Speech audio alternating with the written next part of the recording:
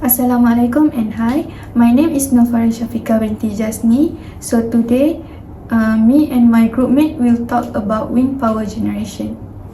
Wind power generation means getting the electrical energy by converting wind energy into rotating energy of the blades and convert it into electrical energy by the generator. Wind power is a popular, sustainable, renewable energy sources that has much smaller impact on the environment. Since wind is variable and renewable energy, so power management techniques are used to match supply and demand, such as exporting and importing power to neighboring areas, grid storage, and many more. A group of wind turbines in the same location is called wind farm. A large wind farm consists of several hundred individual wind turbines distributed over an extended area. A wind farm also can be located offshore. Almost all large wind turbines have the same design, which is a horizontal axis wind turbine having an upwind rotor with 3 blades attached to a nacelle on top of a tubular tower. So this is the block diagram of wind power generation. Firstly, the speed is stepped up by gear system and coupling and transmit it to the generator rotor. Generator that is also connected to the rotor shaft starts rotating and convert rotational energy into electrical energy. And finally, the high voltage transformer converts it to high voltage to be ready to go in a transmission line. The controller will sense direction, wind speed, generator output, and temperature, as well as initiates appropriate control signals to take control action. A wind turbine turns wind energy into electricity using the aerodynamic force from the rotor blades, which work like an airplane's wing or helicopter rotor blade. When wind flows across the blade, the air pressure on one side of the blade decreases. The difference in air pressure across the two sides of the blade creates both lift and drag. The force of the lift is stronger than the drag, and this causes the rotor to spin. The rotor connects to the generator either directly or through a shaft and series gear that speed up the rotation and allow for a physically smaller generator. This translation of aerodynamic force to rotation of a generator creates electricity. Wind power installed capacity is growing exponentially. Integration of wind power is proceeding at a rapid pace, and it is feasible that US may receive 20% of its electrical energy from wind by 2030. This 20% target corresponds to 300 gigawatts installed capacity. Wind turbine technology has been evolving continuously and has come a long way since the energy crisis of the 1970s, when wind power began its resurgence with individual wind turbines of 5 megawatt capacity being installed today as compared to wind turbines of the past, which were rated in 10 kilowatt. As wind technology matures and wind power penetration level increase, interconnecting a large-scale wind power plant into the bulk system has become more important issue. The literature available suggests that large-scale wind power plants can have a significant impact on the grid. My name is Muhammad Afiq bin Rahizan and my metric number is 2010991. So I will continue present to you about the content of wind turbine generator. How many of population got access to electricity produced by wind power generator in Malaysia? In this slide, we highlight this quote that wind energy actually has not been successfully harnessed since most of wind turbines needs a minimum speed of 4 meters per second to electricity generations. Malaysia is generally known to experience a low wind speed area as compared to other countries, as Malaysia's mean annual wind speed is low at no more than 2 meters per second. Wind energy has not been successfully harnessed.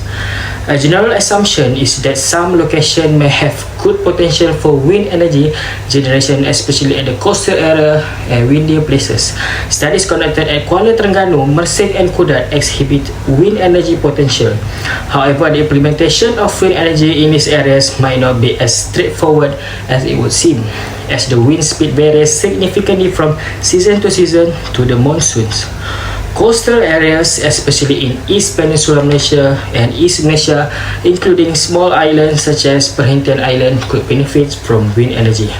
Moreover, during April to September, the effect from typhoon striking neighboring countries such as Philippines may cause strong winds even exceeding 10 meter per second to Sabah and Sarawak.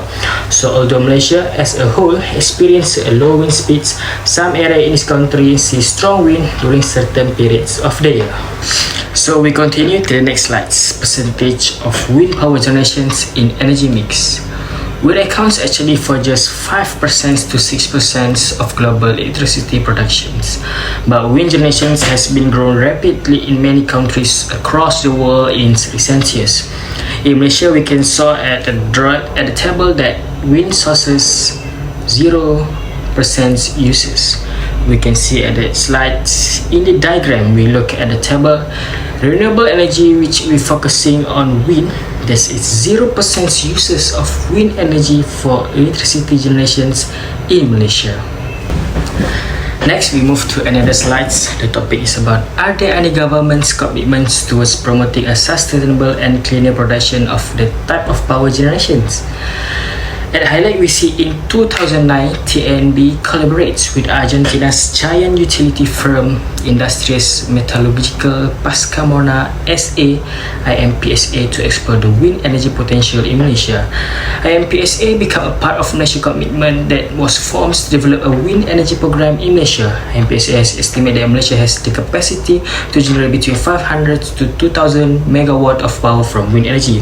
Unfortunately, the arrangements did not materialize. Subsequently, studies and research were conducted to study the potential of wind energy, but many of studies were not sufficiently comprehensive.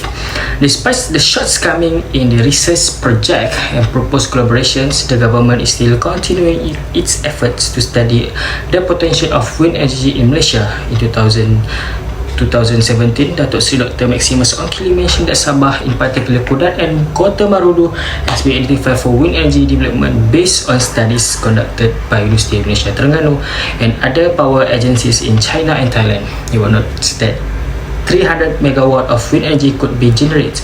Plans and has been made to set up a research center of RE in Kudat, which would be supported by local universities and ASEAN Energy Institute. As mentioned earlier, the fifth SIM was introduced in 2011 to aid RE development in Malaysia. Does not offer support for wind energy, as the fifth SIM has yet to be recognized wind as a renewable resources. The only financing support for wind power plant projects granted by the government is Green Technology Financing SIM 2.0, GTFS 2.0. GTFS 2.0 was provided as a special financing SIM to support the development of green technology in Malaysia for energy supply and utilization sector, including wind energy plant.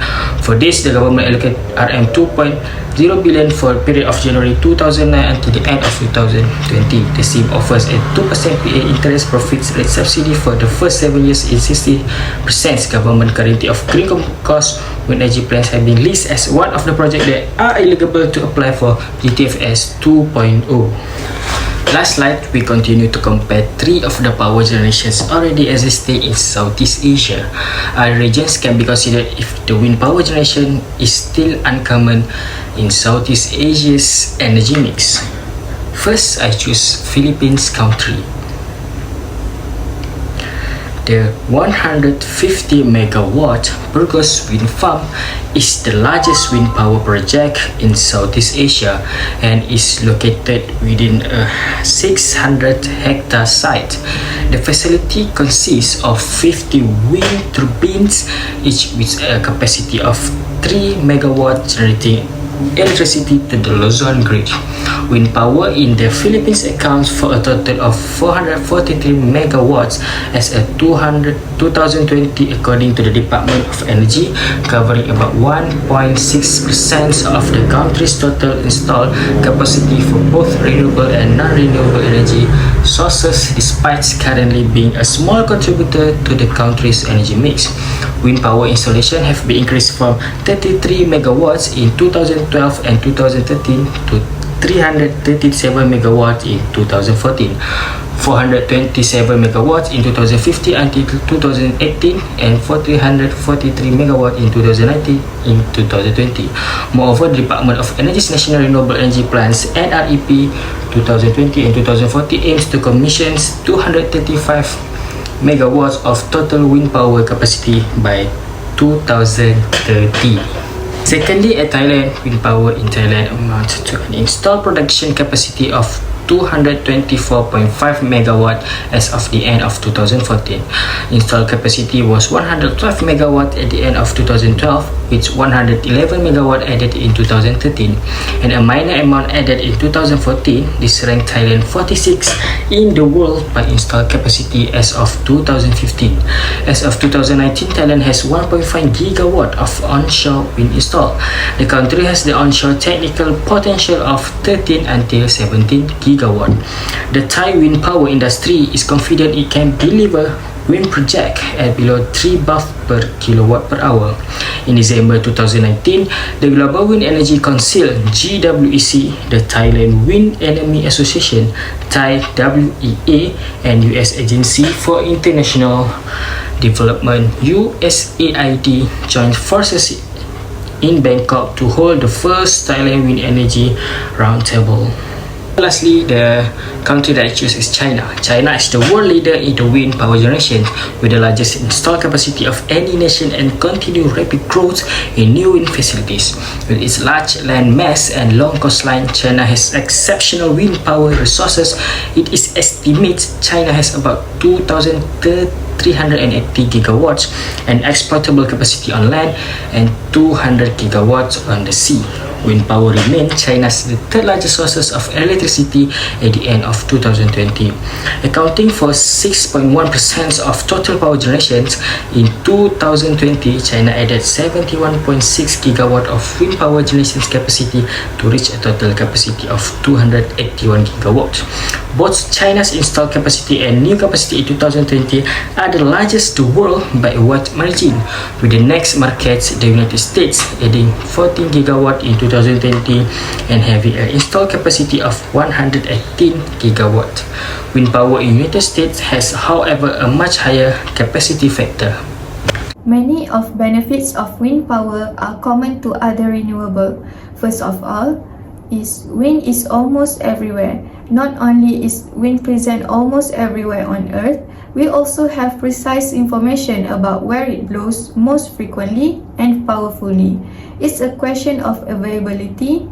Since it's well known where the wind blows strongest, it is possible to install wind plants based on our considerable awareness of the local conditions. The windier an area, the more energy it can produce, offsetting the cost of the initial investment. Other than that, it is excellent for conversion efficiency. The transformation of wind power into electricity has already reached impressive performance level. Efficiency range from 40% to 50%. It is very close to maximum theoretical level, which according to Beck's law, which is 59%. Moreover, wind power occupies very little land. Even though they are installed on land, wind turbines do not take up so much space.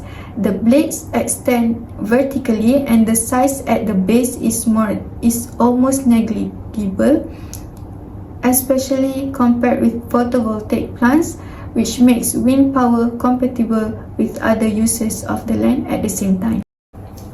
Some of the many disadvantages of wind energy include building wind farms and turbines is quite expensive. Technology immaturity is the second drawback. The high cost of energy can be partially directly addressed by technology advancement that boosts energy output and reliability while lowering system critical loss. The building and maintenance of wind turbines are two main expenditures. In order to reduce prices, boost energy output, address regional deployment challenge, broaden the resources area, build infrastructures and industrial facilities, and reduce non-environmental concerns, new technology is required.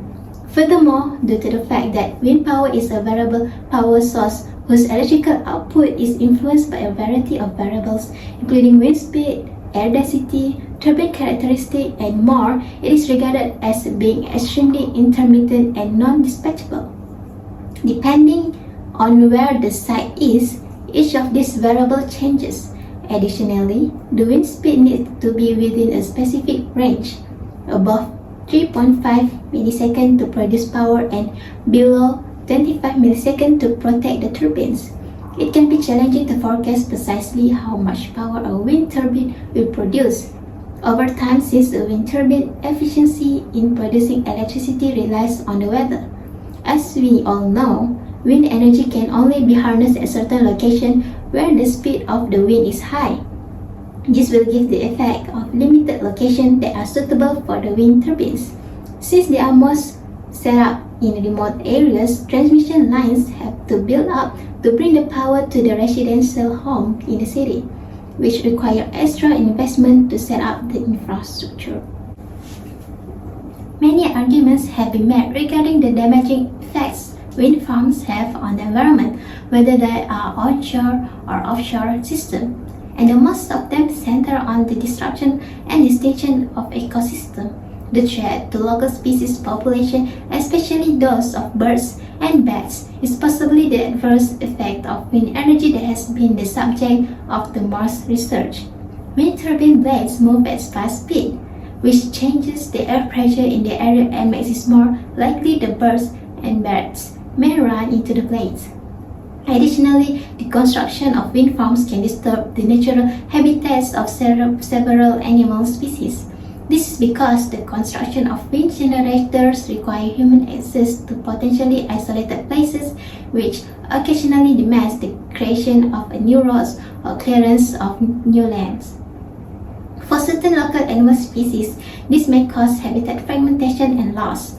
The quality of land needed to erect wind turbines varies widely depends on the project size, location, and other factors. Offshore wind projects often require more area than land-based ones due to the bigger size of the turbines and blades. Moreover, wind turbines make noise as well.